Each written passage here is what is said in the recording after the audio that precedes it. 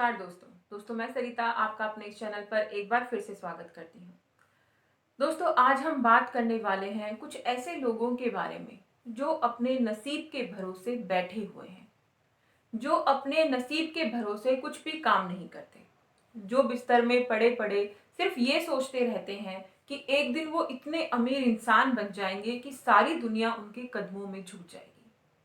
आज मैं आपसे पूछना चाहती हूँ, क्या ये संभव है कि बिस्तर में पड़े-पड़े एक व्यक्ति इतना अमीर बन जाए कि सारी दुनिया उसके चरणों में झुक जाए?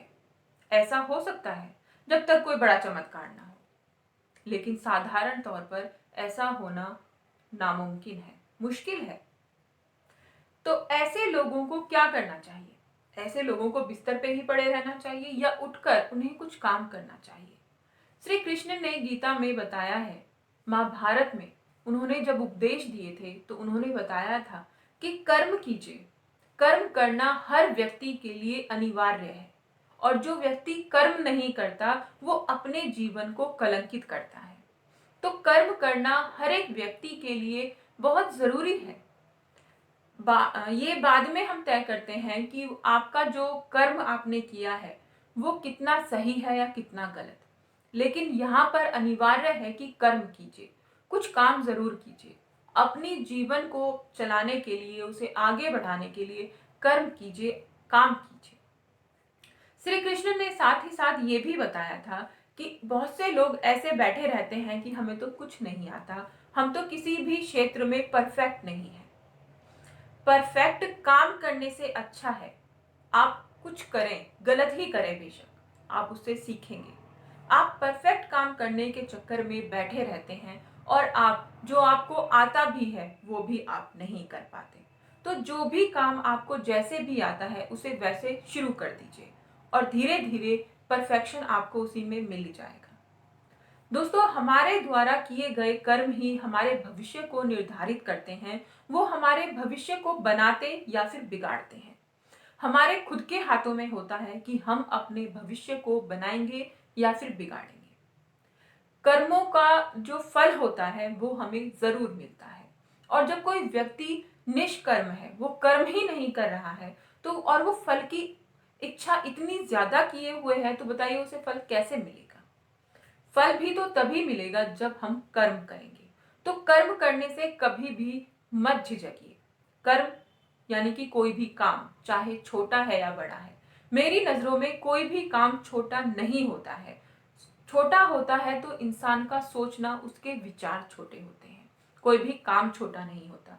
ये हमारे द्वारा ही निर्धारित किया गया है कि कौन जाति प्रजाति या कौन व्यक्ति क्या काम करेगा। ये भगवान ने कहीं पर भी लिख के नहीं दिया है कि ये व्यक्ति पैदा हुआ है तो ये ही काम करेगा। हमने उनकी योग्यताओं के अनुसार, उनके विचारों के अनुसार कामों को बांटा था। लेकिन आज के समय में कोई भी कार्य कोई भी व्यक्ति कर सकता है और कोई भी कार्य करने में किसी भी प्रकार का संकोच नहीं होना चाहिए। लेकिन कर्म ना करना ये सबसे बड़ा गुनाह मुझे लगता है। मुझे लगता है जो व्यक्ति अपना कर्म नहीं कर रहे हैं, दूसरों के जरिए अपना जीवन व्यतीत कर रहे हैं, दूसरों के ऊपर डिपेंड है। बहुत सारे लड़के आजकल के युवा ऐसे हैं जो घर में बैठे रहते हैं और सोचते हैं कि बस हमारा जीवन तो यूं ही निकल जाएगा। अब उनके माँ बाप उनके लिए जो कमा रहे हैं उसमें ही वो अपना जीवन व्यतीत करते हैं। शादी हो जाती है तो पत्नी कमाने लगती है तो उसमें वो अपना जीवन व्यतीत करते हैं, लेकिन खुद कुछ करना है ऐसी उनकी सोच नहीं हो पाती है। यहाँ पर कमी किसकी आ जाती है? कहीं ना कहीं पर माँ बाप शायद इस बात के लिए जिम्मेदार होते हैं कि वो अपने बच्चों को वो सीख नहीं दे पाते जिससे वो आगे अपने कर्म कर पाए, अपने नसीब को अपने हाथों से बना पाए। इसलिए वो नसीब का रोना ही रोकर बैठे रहते हैं। दोस्तों हमारा नसीब हमारे हाथों में होता है। कुछ ऊपर वाले के द्वारा सारा लिखा हुआ है, लेकिन कुछ परसेंट हमारे हाथों में होता है। भगवान ने कुछ परसेंट हमारे हाथों में छोड़ा हुआ है कि अगर तुम चाहो तो इसे बदल सकते हो, अगर तुम मेहनत करोगे तो ये ऐसा हो सकता है। लेकिन हम उसे वैसा का वैसा ही छोड़ देते हैं, हम रत्ती भर कोशिश नहीं करते। तो भगवान हमें कहाँ से देंगे जब हम कोशिश ही नहीं कर रहे हैं? दोस्तों मैं आशा करती हूँ ये जानकारी आप लोगों के लिए फायदेमंद साबित हुई होगी और आप लोगों को पसंद आई होगी। तो दोस्तों, इस जानकारी को अपने दोस्तों के साथ शेयर ज़रूर कीजिएगा और चैनल को सब्सक्राइब